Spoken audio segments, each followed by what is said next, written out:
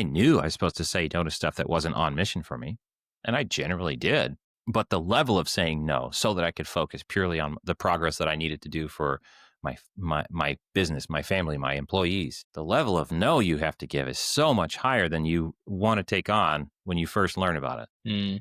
Speaking of that, how has your ability to say no evolved through time as you build your business? I still feel bad telling people no, especially, because you build a reputation of people, you get fanboys and fangirls or whatever. I love it. And I love all those people, but then they've got a project and I'm like, uh-oh, because I got to let them down soft because their project, I'm going this direction. Their project is over here. And I'm like, I have this thing. I can help you in this lane. And that's all I can do. I would love to work with you. I really would. I would love to work with everybody, but I can't.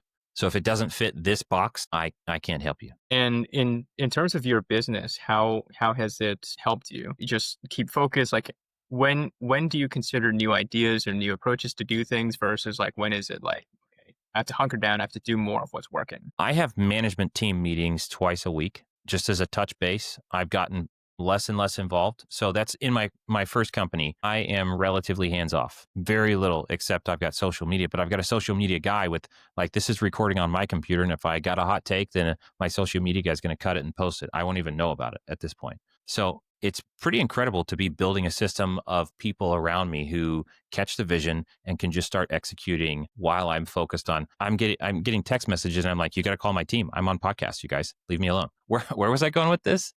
So these management meetings, progressively, I'm getting more and more hands off, but realizing I have to, and I'm moving away from visionary talk in those meetings because I do Mm. have tons of ideas and I have to say no to ideas to myself before I even share them with the people.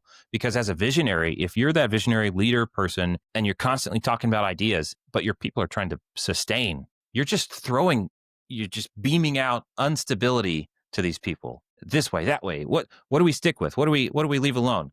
How can I say no to the founder when he wants to do something? I have to do a better job of not confusing them by talking about these one-off offshoot ideas. And it's torture for me to not be able to talk about that stuff. But it's critical to get in a room with someone like yourself who can just dream it up and then never do anything about it. Because I have to burn off that mental energy. I have to burn those wicks and fuses so that I'm not distracted anymore and I can focus on what I really got to do. Yeah, I think consistency is key, right? I Yeah. think like, yes, as entrepreneurs, like we're sort of taught to see like, okay, where's the opportunity? Like how can we do things differently, better? But to operate this ship, like it has to go a certain way. And like you have to just be that beacon of consistency to your team sometimes. Yep. And I've got to shove a lot of stuff down. Feedback, ideas, experiments, they're all good. They're all valuable, but they're not all profitable for the people at the time.